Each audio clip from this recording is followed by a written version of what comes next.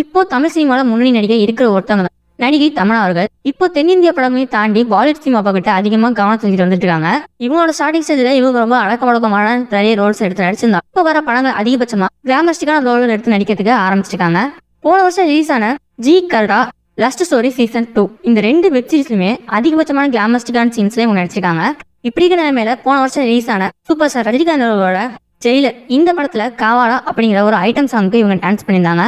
அந்த பாட்டு வேர்ல்டு வைடா ஒரு வேற லெவலில் ஹிட் அடிச்சிச்சு.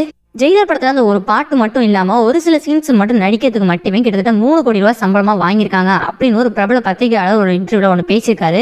அதுக்கு நிறைய பேர் என்னென்ன கமெண்ட் பண்ணிட்டு வந்துருக்காங்க அப்படின்னு கேட்டீங்கன்னா, ஒரு பாட்டுக்கு 2-3 சீன்ஸ் இவங்களுக்கு மட்டுமே 3 கோடி ரூபாய் சம்பளங்கிறது ரொம்பவே அதிகம், இவங்க ரொம்ப அதிகமா வாங்குறாங்க அப்படிங்கிற மாதிரியும், இன்னொரு தரப்பு மக்கள் ஜெயிலர் படம் இந்த அளவுக்கு ஒரு ஹிட் ஆகிறதுக்கு காரணமா இருந்தது அந்த முக்கியமான அந்த பாட்டு, அந்த காவாலா அப்படிங்கிற ஒரு பாட்டு. அந்த காவாலா பாட்டுக்கு டான்ஸ் ஆனாலே இவங்களுக்கு இந்த அளவுக்கு சம்பளம் கொடுக்காது, எந்த ஒரு தப்பும் இல்லை அப்படிங்கிற மாதிரி பேசிட்டு இருந்திருக்காங்க. இவங்களோட கருத்துக்கு உங்களோட கருத்துக்கள் என்ன அப்படிங்கிறத கீழே கமெண்ட் பாக்ஸில் போட்டு விட்டுருங்க. இது மாதிரி நிறைய வீடியோஸ் பார்க்கணும்னா நம்ம சேனலை சப்ஸ்கிரைப் பண்ணிச்சுங்க.